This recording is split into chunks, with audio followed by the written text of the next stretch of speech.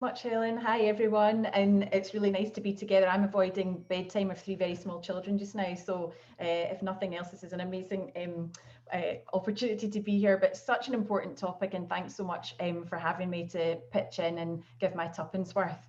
So, are we out of the office? Well, I would say in a nutshell, no, I don't think so. And as I was first up, I thought I would set the scene a little bit from our perspective.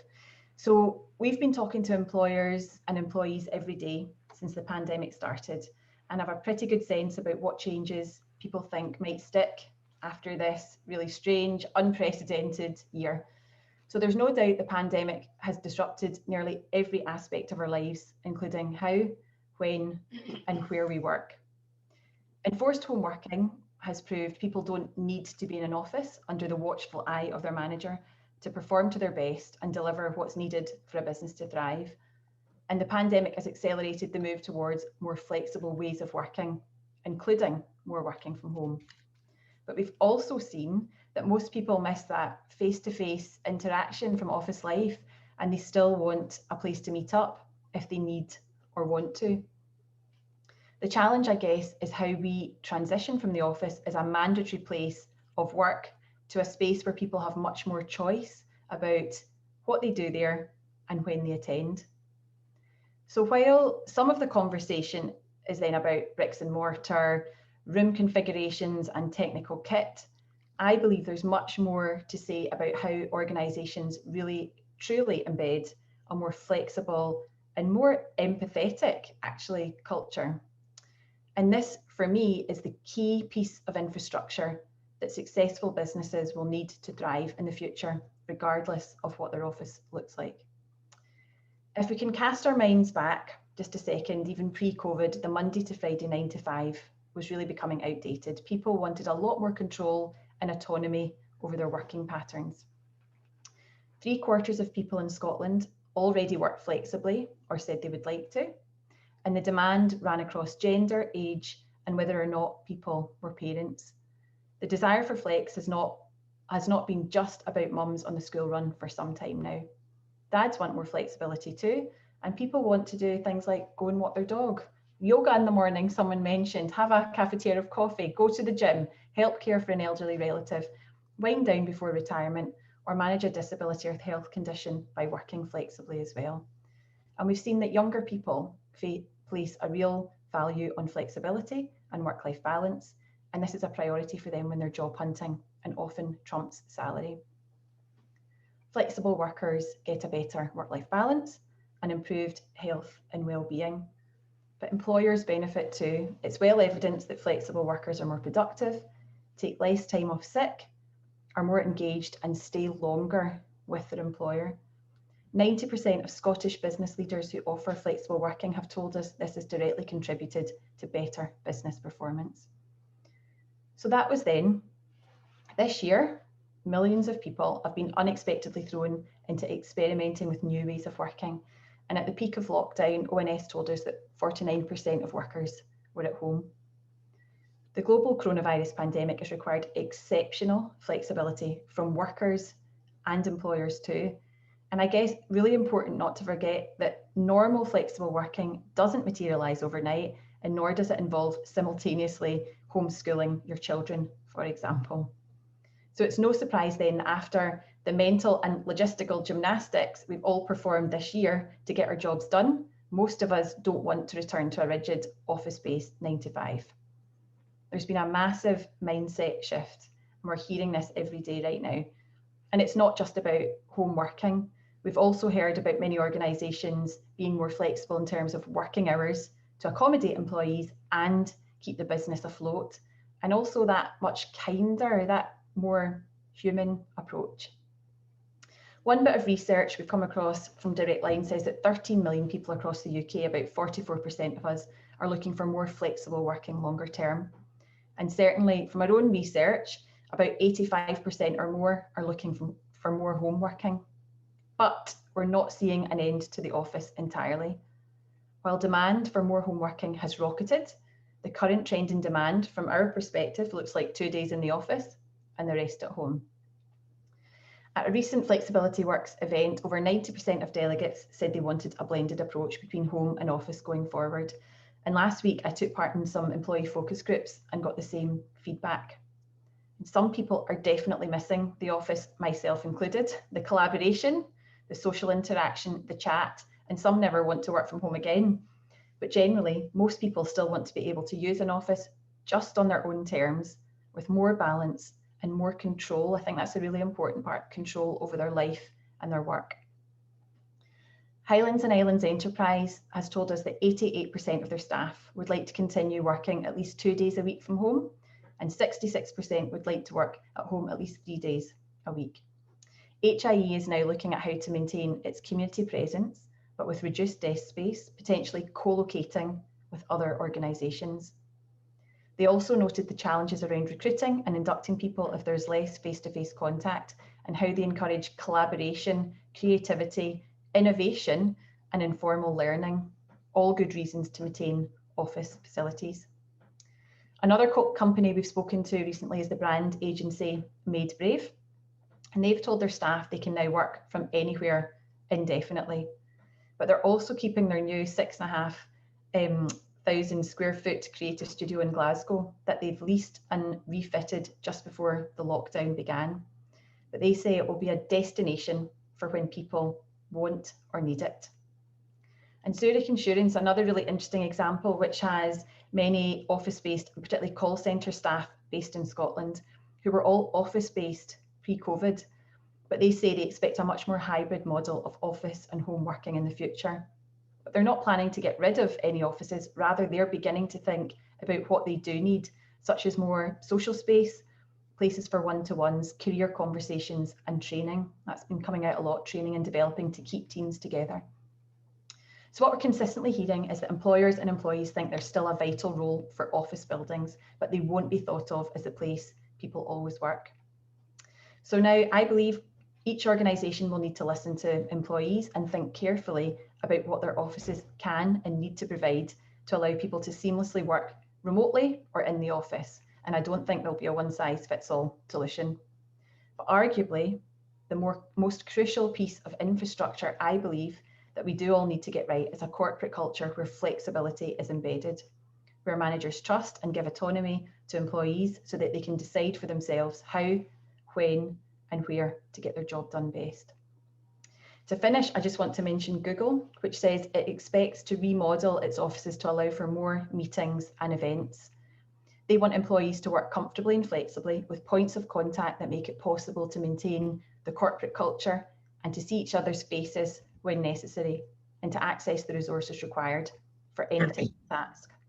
So for a company that's invested so much in its physical offices that were the envy of competitors, I think Google's willingness to alter operations for the sake of greater flexibility is hugely encouraging.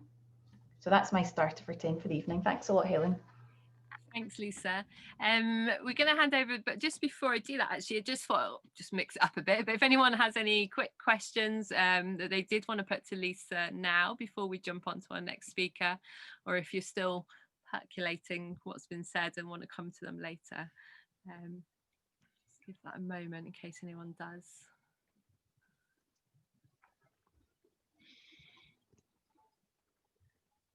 I'm going to take that as I can't see that everyone's screen, so I'm going to take the silence as a no, and then might come back to that then. Thanks, Lisa. So we're going to hand over then to Michael next from Denton's, and he's going to share his perspective on the question of, are we out of the office for good?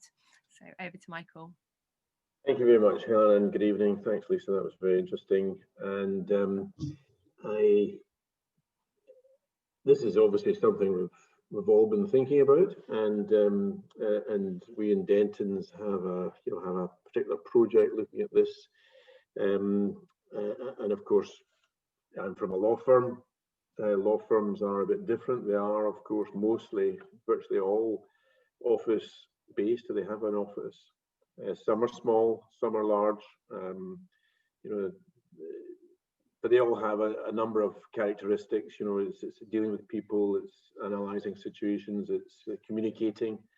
And you know, communication is a big part of it, and how we communicate is really important. Actually, I often say that most of our job is how we're imparting, and also communication is about listening as well. So that's all part of it. But every office is different, and you know, in layout as well.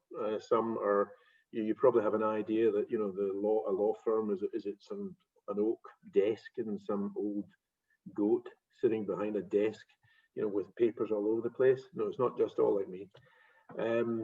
Or is it, you know, like you know, in suits, you know, snazzy offices and all sorts of goings on? And of course, it's much more exciting than that.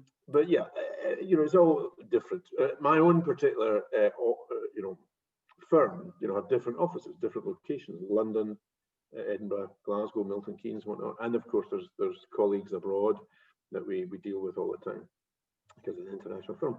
But and our own area in Glasgow is pretty much open plan. I've got a team of about 8-9 people, and of course we work with all the other lawyers in the office. There's probably not 100, you know, in several floors of a building.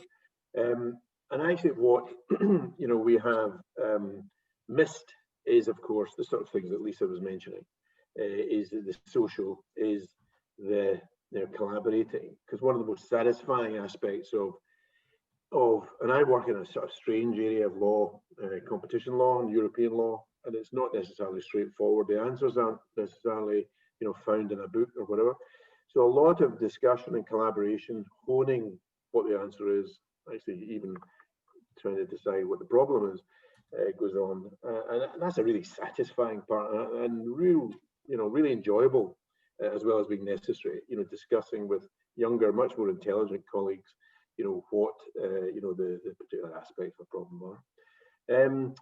But I would say, you know, how people learn is quite important. People learn, obviously, you know, when they come into an office, to sort of learn what is the norm, how to behave. Some people think, you know, a lawyer's office would be hierarchical, and some are actually. Some very few now are quite Victorian in the way they behave. But you know, it's a fairly open environment, and it is hierarchical to a degree. So actually, that's really important to try and deal with that by having an open area and a communication.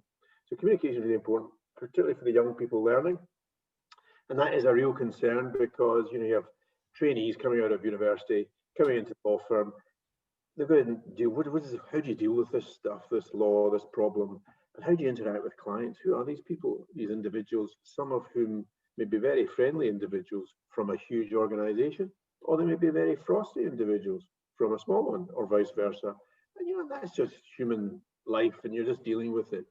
And sometimes people are very stressed about the issues they're dealing with, a big deal or a big litigation or whatever. Firstly, it's the pace and the urgency that's within those 10 commitments. I'm just going to mute him. Sorry, yeah, Michael. Okay. Okay, you keep going. You're good. I thought I was looking for legal advice there for a second. I was panicking because I didn't have my meter on. But so that mentoring and coaching issue is very, very important, you know, for the young lawyers coming through, who you're investing quite a lot in. They learn by osmosis how you treat people, how you treat support staff. It's really important to get that right. Also, risk management, which is again an issue.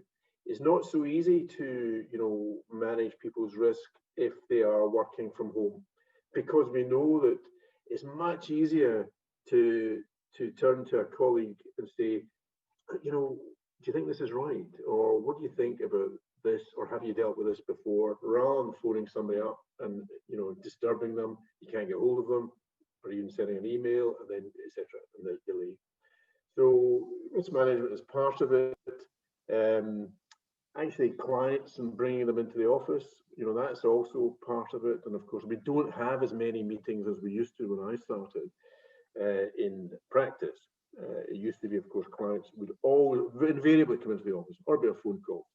And then it, of course, moves on to email and less actual meetings. It's a shame.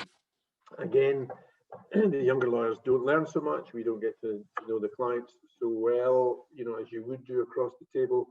So we have to try and, I think, you take that into account as a reality and respond to it.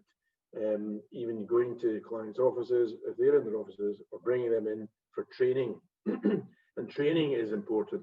We all do online training, and some of it is very good, and you know, and it's easier to get training across to a lot of people. However, for some issues, actually talking to somebody face to face, pacing up and down the room for emphasis, you know, leaping up and whatever you do to grab people's attention, or in my case, stop them from falling asleep. And that sort of face to face communication, I think, is something we still want to have. You know, spaces, and I think Lisa mentioned, you know, sort of training, seminar areas, socializing areas as well. So collaboration, very important too, you know, getting around the table, as I mentioned. Actually looking after your employees. I mean, it doesn't happen that often, but occasionally you'll notice an employee, you know, themselves nipping away into a quiet room, or not being particularly happy, you know, or they get upset because of a phone call or whatever, or you overhear. And I've done this. I've overheard somebody, you know, getting really upset about something, not in my practice area, you know, near me, and going and helping sorting it out. You don't get that if somebody's working from home and they have to reach out. And I think, so therefore bringing people into the office for that. And I suppose behind what I'm saying is, you know, the practice of law can be you know, it's a privilege, but it can be a stressful environment for people. There's a lot of pressure sometimes on people. So that's quite important, as well as all the other social stuff. Learning about what's going on around the coffee point. A law firm is a network, as indeed is part of a network. So that's really important. And so thinking forward, those areas where, you know, we can have more collaboration, and that is, I think, if people are, which I think is great, and we were already doing it. My team, I always said to them, you know, I actually don't really care if I want you in the office when we need you in the office, but I'm not that bothered, because life is more important than what we're doing, you know, and they all take it seriously. So if they get more going on in their life, they need to be at home, that's fine. But I actually think if people are interacting, maybe the whole team is only going to be in 1 or 2 days a week, you know, and that's quite an issue. So I think you really need to grab those moments and make the most of it and plan around it. That's the night you go to the pub, if that's what you do, or a lunch or whatever, and just making sure you make the most of those important moments. But you know, and in terms of modernization, of course, you know, I think we all would like better, if we're working from home, better internet, and you know, there's so much we miss about the office, and I'm really looking forward to getting back. But again, it won't be full time. But I think that should be normal. So I think that's all I'd want to say. The time being, I think lawyers do tend to go on sometimes, so I'm not no exception. Thanks, Michael. You definitely weren't going on. It was really interesting, actually. We're going to break out in a moment, but there was definitely some themes already coming out, both through what Lisa was saying, and yourself. And I mean, the things that stood out for me was you talked about the value that you get of collaborating when you're in the office space, and it's almost just easier to do, isn't it? I can check in, I can see what's going on, I can get a bit of advice from a colleague by just literally they're there. So we have to work much harder at that remotely. The flex, we know that's huge, and that's going to become that blended model, sometime at home, sometimes back in, you know, in the office. I think you touched on well-being, and I think that's going to be key. And I'm not going to steal Claudia's thunder, because I'm sure she's going to talk about that after the breakout. And then that learning, that space where we learn, and then obviously under the thread underneath all of that was communication, and how do you really use the office in a way of communicating. So they were some of the things that stood out for me, and it'd be really interesting to hear back from everyone who's here after you've had a bit of a breakout. And we're going to drop you into, I think it's about 12 breakout rooms, so small groups, and just have a chat. I mean, you can just chat about the weather, or if you want to chat about the topic, what value does the office bring to you? Do you even use an office? Have you ever used an office? You know, is it an important part? Will you be going back? So just, you know, have a bit of a chat around that, and what are your thoughts around what comes next. And we won't obviously hear back from everyone, but we'll definitely get a little bit of feedback from some of the groups. So I'm going to open open up those breakout rooms now. If you haven't ever joined a breakout room before, you will get a little message that pops up on your screen that says join breakout room, and you just click on it and it'll take you through. And I'm going to give you about 10 minutes, so we'll come back together at about 1:45. Okay. And the speakers, you have been assigned one, but if you don't want to join it, you can just ignore the invite.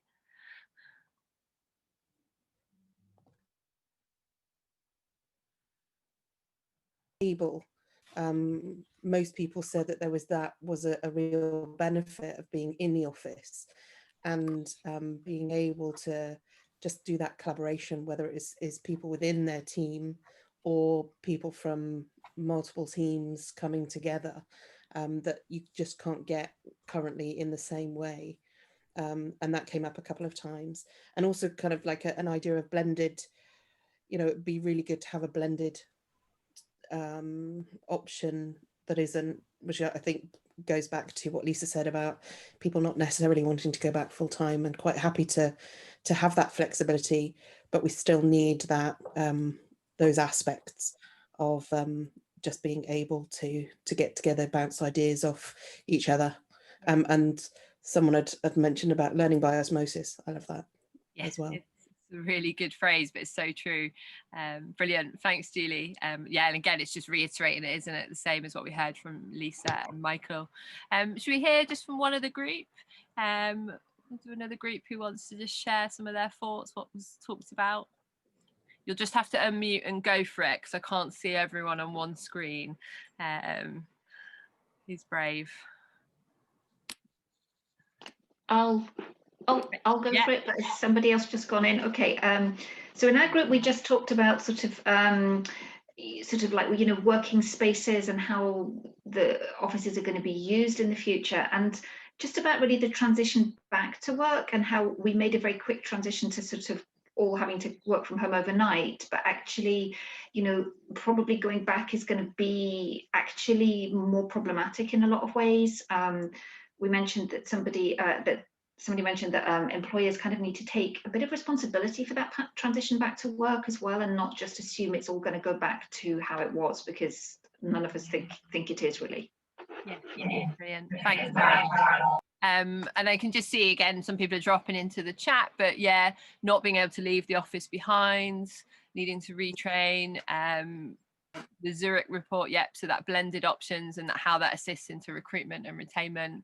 Downsides of Zoom fatigue, exactly, 100%. I think we're all probably feeling that at 8 months in, aren't we? I mean, I cannot wait for December when my workload dramatically decreases and I'm not going to have any Zoom calls if I can help it. And missing the commute. So brilliant, thanks guys, and hopefully it's just nice to connect with some other people. It's the closest we get to networking in real life at the moment. I must apologize, my internet connection is a little bit unstable, so if I disappear the meeting will continue, but I will reappear, and Cleo will jump in and step in if I disappear. But we're gonna, just a little reminder just to stick yourselves back on mute, so that just our next two speakers, we hear from them. And we've got, first up is Claudia, who is going to talk to us, I guess from a wellbeing perspective, but she might not be. So I'm going to hand over to you, Claudia. Thank you very much, Helen.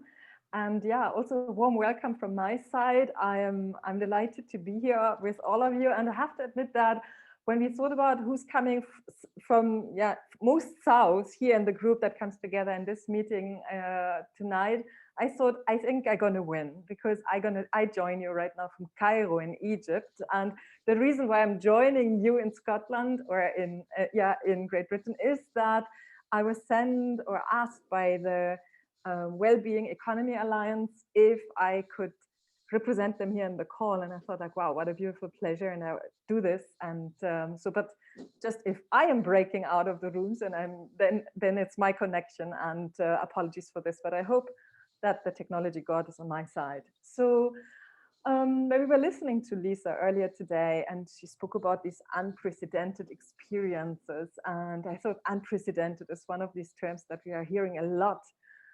It's a trending word, I guess, this year. And I was also, when people said, wow, I hope you make it well through these difficult times and these challenging periods. And I kept on saying, you know what an extraordinary year. So to give it a kind of positive spin. And yeah, when I thought about this question, are we out of the office for good? My short answer is not yet.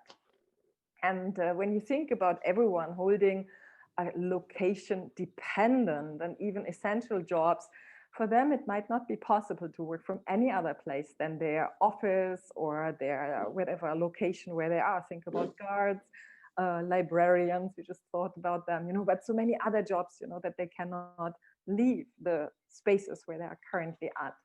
On the other hand, it will be less and less necessary to work the 9 to 5 and from this one defined space only. And we also heard this earlier today from Lisa. Since years, honestly, we would have been able to work from anywhere and anytime and anyhow. And finally, we are ready to work that way. Suddenly, it would be even unhealthy not to do. Imagine, yeah, if someone had told us this in February, we would have thought, oh my goodness, how utopians. And suddenly it's real. And that's the way we are living and working. And that experience reminded me of Rüdiger Dornbusch's quote when he said, in economics, things take longer to happen than you think they will. And then they happen faster than you thought they could. Yeah? So that's somehow the experience we're all sharing here. So I believe that the role of the office is, of course, going to change dramatically. It might lead to smaller spaces, shared spaces, totally different spaces with different purposes. And I believe that it's also relevant to think about these different feelings of cooperation and belonging. So we have seen this also somewhere earlier in the chat where you said that your space, your physical space might be limited, while now it's actually expanding to other places, other spaces, and we're meeting virtually too. So for me, I'm very much interested in how the ideal workspace can increase our well-being, our productivity, our collaboration, innovation. And for me, I'm a freelancer and I'm working from home or from anywhere since over 14 years. And what is different this time is that when we collectively went through this transformational period, many of us found themselves like out of the blue, sometimes overnight, being at home with their family members, homeschooling, home caring, home officing. And unfortunately, many had a different experience than what I am normally living and experiencing, with heightened levels of focus, being able to do deep work and being really productive. So what many were experiencing, especially at the beginning, was something that is actually not working from home. It is something that the Canadian government has been amongst those who recognized that it was actually being at home during a crisis, trying to work. So, and I find this really important to acknowledge that that it's really a different situation than if you would be working from home based on your own choice and decision, prepared for that. So yeah, different realities, and imagine kids would be in school and so on. So when I think about, yeah, maybe that's a question that I could also ask you that you could answer here in the chat. Like when you think about the ratio between how much do you work currently from home or from an office? No?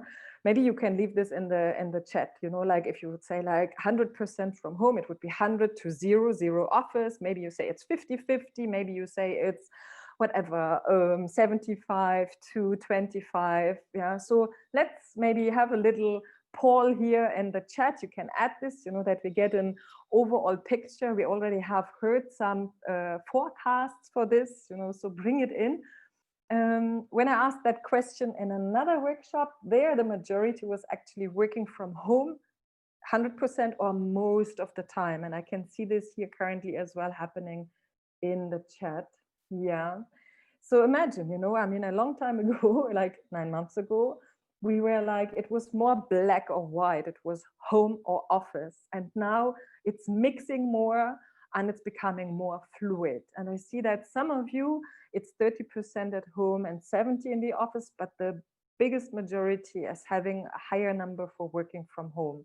98%. This is very precise. Thank you, Charles. So what we are seeing is that suddenly a term that I wasn't aware of before has entered our vocabulary: hybrid cooperation. And this term is here to stay. So for us, it's important to take better care of our work practices. How do we hire? And hiring can also be especially tricky. It's not just about how do we hire people, but also what do we answer when candidates are asking us the question, what did you and your company do during the Corona period? Can be very revealing. How do we onboard? How do we communicate, collaborate, co-create? Yes, there are many options, like Mural and Miro and Mentimeter and so many app solutions, but on the other hand, they cannot replace us being in the same space and connecting our brains there. And we know this as well from research, where when you think about people going to the concert, you could listen to the same concert in a video or a CD or something, but going and being in the same concert hall is like bringing our hearts in sync. And I believe, like these kind of connections between our bodies, our brains is something that cannot be simulated online. And so many other more questions. How do we offer feedback? How do we deal with conflicts? We have to relearn all of this, and the roles of the leaders are changing tremendously. We also need to decide when it's actually really necessary to meet in an office, like a little bit like you think about these emails, these meetings that actually should have been emails. So when do we need to meet? Something that I found interesting, and I mean, obviously English is not my first language, so I listened to it with a different ear. When I heard the term remote work, let this term sink in. I mean, we call it remote work when we work outside of the office. I mean, it's perceived as the center of our work and lives. And while actually our workplaces and offices are remote, they are far away from home, they are often away from our lives. Something similar happens when you think about the term work-life balance, where work is the first term. Imagine we would speak about life-work balance, or strive for a real holistic life. Imagine that. So, and another interesting fact is that what we are now experiencing is also that our weekends have disappeared. But when you think about weekends in general, the week never ended on Friday. Maybe work ended on a Friday if we were lucky, but in general, it continued. So having this kind of central notion of week in our day-to-day language might also change and express all these transformations that we are currently experiencing. Two findings that we also have seen as experiences in this period are connected. One of them is connected to the working time, where many people felt that their working time has expanded and they're working more than ever before. And others where actually another observation is related to saving time and how, when you think about the commute that we actually would have saved. So when we maybe look at this commuting time first, and when you think about how much time did you spend for getting dressed, for getting ready to go to work, maybe it's 45 minutes, maybe it's more. You could also add this in the chat. How much time did you need earlier to go to work? And maybe then add your commute time as well. Very often it's also 45 minutes, which would have been a total of 1.5 hours getting ready for work and commuting. What is surprising is that we now found that many people, while you earlier today you said, I see the minutes coming in 45 to 60, a whole hour. Let's see who has the longest commute, 90 minutes. A lot of time. I can say that here in Egypt, I used to work somewhere outside of Cairo, and it took me in the morning an hour to go there, and in the evening 2 hours to come back. And when I did my maths, I thought like, this was before Corona, of course, I thought like 15 hours a week, 60 hours a month. Why would I do that? So This was one of the reasons why I decided to become a freelancer. Yeah, I see, look at all this time that you commuted, but others also only had like 15 minutes, which looks very short when you compare it to the 90 minutes of others. Huge.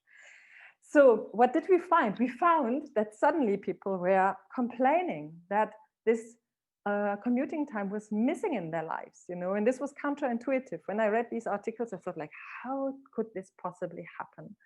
And then we realized that while we thought at the beginning, we were so relieved that we are saving time, we then later realized that traffic jams or public transportation also had some benefits.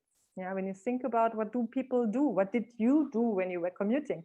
It's a transition from work to home and back, and people are daydreaming, they're enjoying a coffee to go, they are reading a newspaper, they're listening to music, podcasts. All of this is suddenly missing. Some improved their language skills, others went shopping, socialized with people. All of this is missing for many who did actually like just have a commute from their kitchen on their breakfast to their living room where they now have their workstation.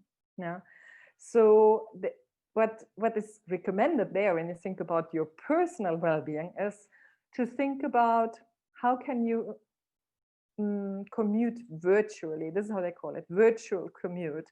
But when you actually look at this, what is behind a virtual commute is what other people would call a morning routine. How do you energize yourself in the morning, and how do you calm down in the evening? So when you think about individual practices, or when you think about interviewing successful people, many of them, what they have in common is that they have a very clear morning routine. And so this virtual commute is your miracle morning routine. And the question is, how do you wish to begin your day?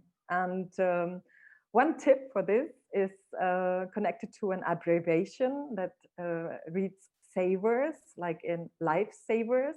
And the S, also it's an acronym. So the S stands for silence, and the A stands for affirmations, and the V stands for visualization, the E stands for exercises, the R stands for reading, and the S at the end stands for scribing. So silence, affirmations, visualization, exercises, reading, scribing as savers. And if you Google lifesavers or miracle morning, you will find them visualized beautifully, you know, and it's really helpful, I guess, you know, so whatever you answered earlier when you said, I'm doing yoga, I'm having a walk, I'm doing this, I'm doing that, you might like to add some more aspects to a more holistic morning routine. And the second point that I mentioned was about the expansion of time. So what happened there?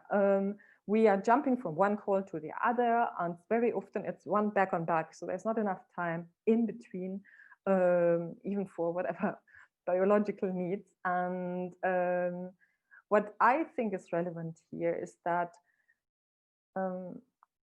we are also not hanging out after meetings anymore. We are now so effective and efficient that we are running from one meeting to the other. So all this socializing time is missing. We really need to make time for this. And now people are having whatever coffee break hangouts or meeting over lunch.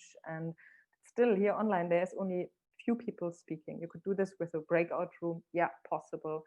But what I think what can be helpful here is in general, like when you think about you and your teams, could you agree to have only calls of 45 minutes so that you have some time until the next full hour? Could you agree on a meeting-free workday, also virtually? There were companies that had these meeting-free Wednesdays. Yeah, so maybe this is helpful. And even if it's not thinkable to have this for a full day, maybe half a day or at least twice a week, something like this. Yeah, to have a time corridor of uninterrupted time for your deep work, for your real focus. Another important aspect is related to scheduling meetings in a way that people who are caring for children are also do have time for this. And we did sometimes, you know, when you thought about being present in offices, we didn't really take enough care of this, you know, but now I think we can do that maybe more flexible, more easily. So yeah, this could also be an idea to increase our well-being. And so imagine that you would focus on your projects and clients in the morning because they would be uninterrupted, and then you checked your emails, and then you had meetings in the afternoon. Imagine this at least like twice a week or something. There is also something when I think about the future of the office related to tracking our time. So to track our own time, I think this is recommendable, but I will not, I would warn all of us to give in to all these time or tracking or surveillance possibilities that are out there. So sometimes people, I see this in the gig economy, they are taking screenshots of people, they are registering how much they are typing, their screen time and so on. And I would really say, like, please, I mean, as much as you can, work against this, be aware of the beginnings. You know, once you have the spyware in your house, it will grow, and I find this extremely dangerous. And yeah, so having said all of this, the secret behind getting done what really matters is time blocking, it's task batching, it's time boxing, and even day theming. Imagine you would have days that have a certain theme. And another technique, before I very soon come to an end, that I want to recommend to all of you to look at is called Pomodoro technique. It's setting a timer for 25 minutes and focusing on this for this time on one task only, and getting rid of all of these disruptions so that you have an undivided full attention for this task. Why 25 minutes? Because they found that 30 minutes was kind of too long, 20 minutes is too short, 25 minutes felt about right. And why is it called Pomodoro technique? Pomodoro is Italian for tomato, and you know these kitchen timers that look like tomatoes, you know, where you can see the time passing. So this is where it comes from. Then you would have, after these 25 minutes, you would have 5 minutes of a break. And the trick is that in these 5 minutes, you do not open anything that could distract you. You will have this time to re-energize yourself, and then to have another Pomodoro. So to pomodorize your days, to be to focus, to have deep work, even when you are working from home or any other place. Yeah. So the office will be one component of potential workspaces to be creative and productive. And what I believe is what is relevant for us in the future is that we need to deepen our practices for hybrid cooperation, to keep a good life-work balance, as I said, or even to create a holistic life for us and people around us, to practice morning and evening routines that are nourishing our life, body, mind, soul, spirit. And above all, I believe that when we think about all these ongoing transformations, let's change work for the better. Yeah, let's not give in to all these potential digital, virtual surveillance, artificial intelligence influences and innovations. Let's create a more human future of work, human workplaces with teams and workspaces that are full of impact, joy, and well-being. Thank you very much for your presence and attention. Thanks, Claudia. Brilliant. Some really useful tips there as well about just how to make work better even in the hybrid world we're living in. So that was really useful. I'm going to take away that saying of an extraordinary year as opposed to a weird year. I'm going to change how I talk about this year. I've got one more speaker. We've not saved the best to last because they're all wonderful, but we do have up next Phil from Scotland Towns Partnership, who is going to hopefully still be on the call. I can't see him, but hopefully he's there and ready and raring to go. Over to Phil. Thanks very much, Helen, and good evening. It's going to be very difficult to follow that, Claudia.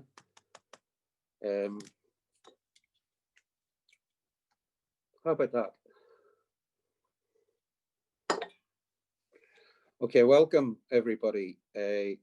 Coronavirus pandemic has created a time intervention that has given us a bit of space to think that what we had before the virus wasn't very good, and there's probably bigger things that need to be dealt with once we get the pandemic under control.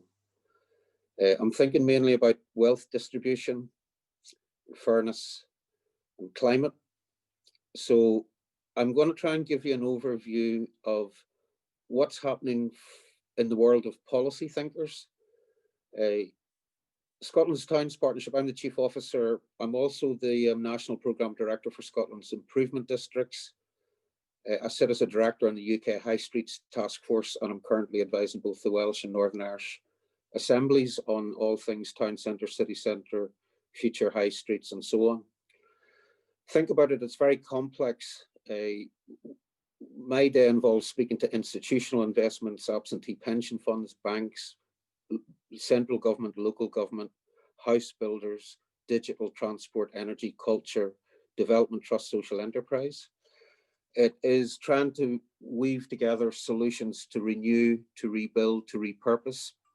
So most of my problems have been built on the radical shift and change in human behavior related to retail and how we take a lot of that redundant space and turn it into something that's much more productive for society. So that's my starting point in terms of, we sort of know roughly that we needed to do things even without the coronavirus. We had become very unsustainable and we had become very extractive in terms of how our economic model worked. I'll cast my mind back 30 years ago, whenever I first got involved in economic development. My first project was called First Business. I ran a startup program that opened up 800 businesses a year.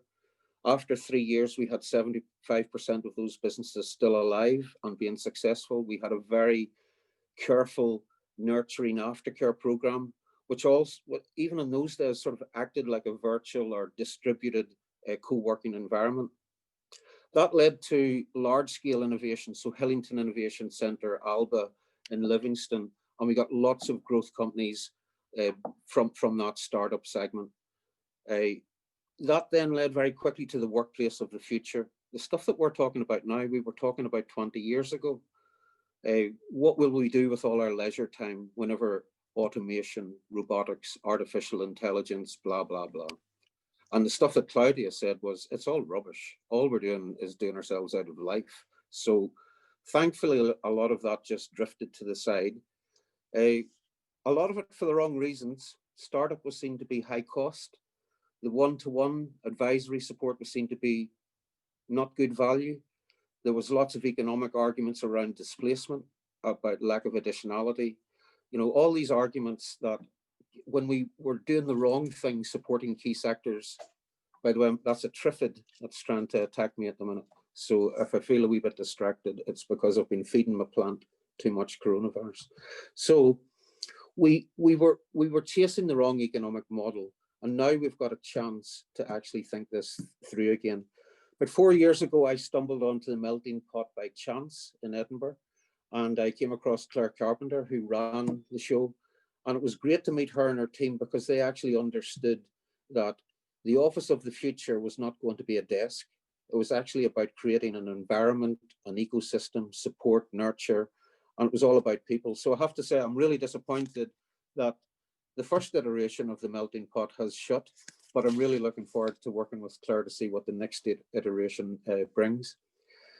So bang, along comes COVID, and the trends that I'm seeing across the country are very much what the people have already said. You know, banks, big commercial office operators, they're all thinking about returning to some sort of blended work pattern in the future.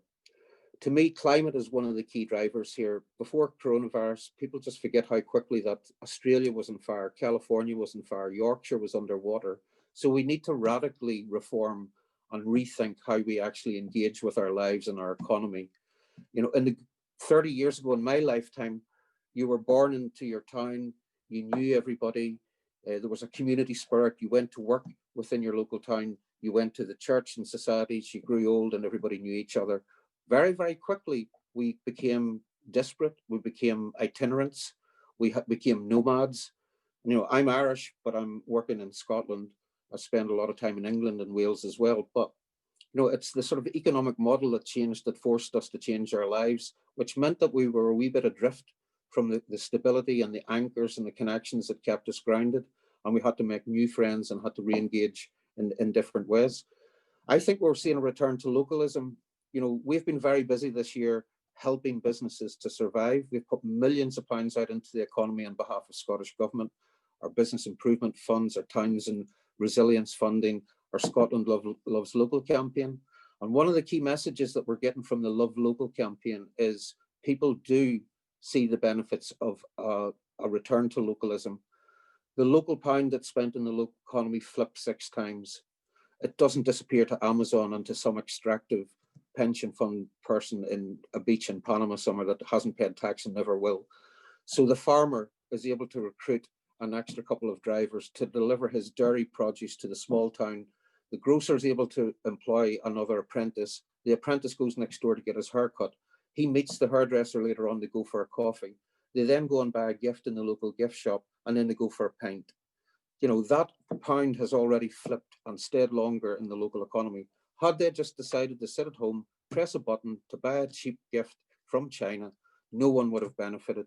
So it's about building in resilience into local supply chains, into our own economy, and making sure that we actually nurture localism.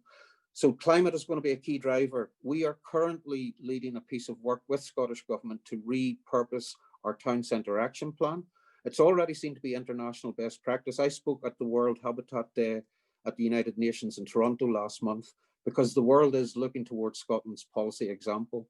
We are then going to refresh that and launch it early in the new year with the key drivers of inclusivity, better fairness and wealth distribution models, community wealth, and fundamentally climate, making sure that everything is addressing the climate emergency, but underpinned by health and well-being and a fairer economy. So I think we can look forward quite optimistically in terms of how policymakers are starting to join up these agendas and knowing that this time intervention pandemic has given us an opportunity to rethink and reset. And I do believe that that will happen. One of the concepts being discussed quite a lot around the urban environments is the 20-minute neighbourhood. And this is where I see the future office playing in. 20-minute neighbourhoods will entail living, but being able to have your leisure, to be able to do your shopping, to be able to be educated and to work within 20-minute walking space. What we need is melting pots in the middle of all of that, where a collaborative approach, which will mean that the corporates who are no longer using the full portion of their city centre commercial office can engage and maybe pay the community to own that and run it. We need the public sector to be offering health and well-being and public service advice, and we also need the social enterprise economy to be underpinning that. So I can see a lot of these 20-minute neighbourhood hubs coming up in city districts, city neighbourhoods, city centres, town centres, and wider neighbourhoods across the country. I think this is a really good opportunity. We're going to see some distress within the commercial property sector. There's just an oversupply. We've seen the same with retail. The institutional investors have already reduced their exposure, and we'll see the same happening to the commercial sector. But there's big opportunities. For many, many years, we hollowed out.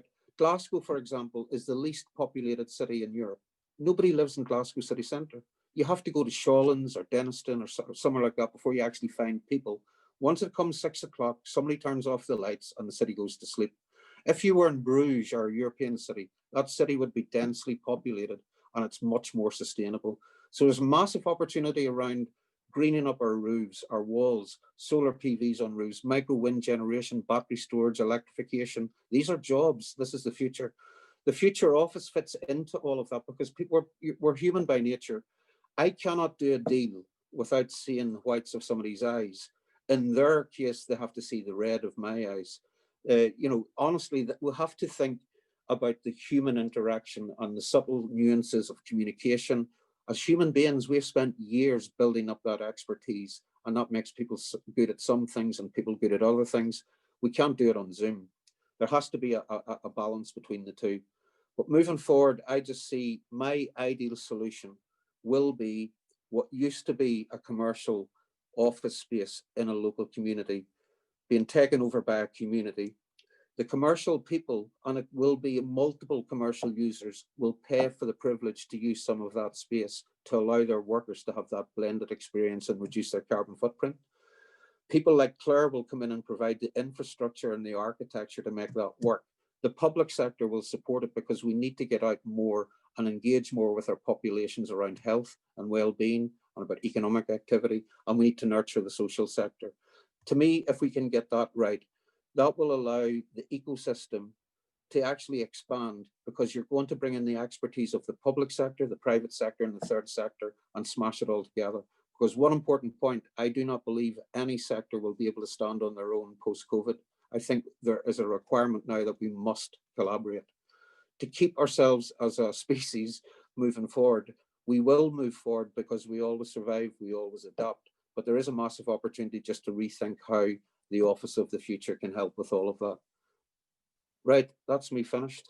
Can I drink this now? You go for it. You drink your Corona, Phil. So I feel like that's a prop that he uses quite often. Thanks, Phil. That was brilliant. And actually, I think you just made you reiterated what lots of the guys have said already around that collaboration and that well-being and that real need for communication. But also, I think so important, as you said, about the future of the office, it has to tie into that building back better and what are we doing to make Scotland the leaders in that. And I think we've touched on this, you know, the melting pot, some of you will know it, but I think this is a real opportunity just to hear a few words from Cleo, because we have a real vision for being at the heart of that Build Back Better movement, a place for change makers to come together and collaborate, whether you're a purpose-driven business with 100 employees or a solo entrepreneur. How can we use space to create that energy to do exactly what you were just talking about? So I'm going to hand over to Cleo, who's just going to say a few words. Hopefully she is still here. Yeah, well, I don't have to speak for long because Phil's done a lot of the stuff that I needed to talk about, representing our OG Claire so well. And a big part of our vision is this localism, this local run, community run co-working space infrastructure. Yeah, my name's Cleo. I joined the Melting Pot team in 2016. By that time, the Melting Pot was already about starting puberty. The Melting Pot opened its doors 13 years ago as Scotland's first co-working space. It was one of the first co-working spaces on the planet, and it really embodied everything that the co-working movement was about at the start. So co-working is about creating workspace that's for people, and that works for people, not just for work's sake. It's a place for community, creating a place where professionals can share their expertise and support each other in this softer way, this being human with each other while they're at work and understanding all the nuances of that. The Melting Pot's always been a local business, and although it's always been in the centre of Scotland's capital and not in a smaller town or a suburban area of a city, it's provided an office really cheaply for people who only needed it occasionally, that are coming from all around the central belt and further afield at points. And the Melting Pot's USP has never been like coffee machines, ping pong tables, beers on a Friday night, although we do all of those things very well when we put our minds to it. It's always been about helping people with good ideas for social change and helping them make an impact, as much of an impact as they possibly can. This collaborative working across sectors has always been something that we are looking to facilitate and have done very successfully for 13 years. Well, in fact, more 17 years, I'm sure Claire would tell you. But it started in earnest when we opened our doors 13 years ago. And this was around the advent of remote working. So yeah, for all the different ways you want to critique the way that we talk about these things, but when people started to be able to work on their laptops, independent from each other, independent of their colleagues outside of the office. But the reason co-working was born out of that was because there were negative impacts here on people's work and on people's well-being. And the Melting Pot and co-working generally was set up as a solution to that problem. So it was a solution to that problem then, and it's still a solution to that problem now. As an organisation, we've had to take some drastic steps to make sure that is possible for us to continue to provide this solution over time. We've left our space on Rose Street, which we have been in right from the start, and we're looking for a bigger and better home that is more viable for us as a business. So we're really excited to be able to share more about that with you soon, but not quite yet, I'm afraid. Yeah, and I mean, like Claudia was saying, we knew that remote working was going to become more universal soon, but we never realized that it was going to literally happen overnight, that literally everyone was going to have to work remotely because we were told you got to work from home tomorrow. So there's a big bit of work that needs to be done to make sure that we're avoiding a crisis alongside this massive shift in our work practices. And that needs to be done by many people in many ways. But there is the opportunity to turn this into a positive thing. But there is, a lot of buy-in that needs to be gotten from the people in positions to turn this into a positive thing. And that is where our vision comes in, and that's where what our work is all focused on at the moment. We want to make sure that we're providing the infrastructure, providing the space that people need to turn this into a positive. And yeah, the first part of this, I think Phil did a fantastic job of introducing it. Like, we believe in hyperlocal co-working. We think everyone should have access to a melting pot.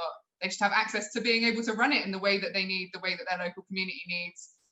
It should be close to home. It should provide them with real community, help them engage with their local area, the businesses, the schools, just help them live their lives more happily, healthily, and closer to home. So that's a bigger goal. That's the longer term goal. And in the shorter term, it's about creating our base in Edinburgh again in the COVID era, or in the post-COVID era, understanding what people really need right now, and providing that on as big a scale as possible to help as many people as possible, to double down on our mission of helping social change makers. And to do that, we really need more of this. We need more conversations. We need more insights from people from various sectors. We want to hear from social change makers from all different backgrounds, all different hats. It doesn't have to be campaigners, people working for charities. We've always believed in the diversity of professional insight being so crucial to this, the ability for us to create something that really makes a difference. So join us. Me and Helen have been leading a big research project over the last month or so. There are more opportunities to join conversations, to connect into conversations, to share your insights from your experiences over the last 9 months. So we'll send out some information on how you can connect into that. Please do join us for a focus group, and we'll also be sending a survey, so please fill that out and share a bit of your insight and help us understand what people need from this new era of workspace and turn that into a reality. Thanks, Cleo. And as Cleo said, we'll send a follow-up email to all our attendees, both with the speakers' details if they're happy for them to be shared, and also with more information just around that vision and what we're looking for in terms of to carry on this conversation. I think there's been some really amazing insight this evening shared from all of our speakers, so we want to keep on having these conversations. So if you want to talk to us, do follow up that email tomorrow and share your views, because I think the more people we hear from, the more we can do, as everyone has said, just build back the office era into a way that work fits around our lives, not lives fitting around work. Get it the right way around for Claudia. But I'm a big believer in that. I'm aware that we did not have time for Q&A and we were meant to finish now. However, I will stay online, and if people did have specific questions that haven't been covered, then please, do hang back if the speakers are sort of okay to hang on for a few minutes. But otherwise, thank you. Lots of people saying goodbye. There's lots of useful links, and we can share some of that through our follow-up as well that have been shared in the chat. So thanks everyone for coming along this evening.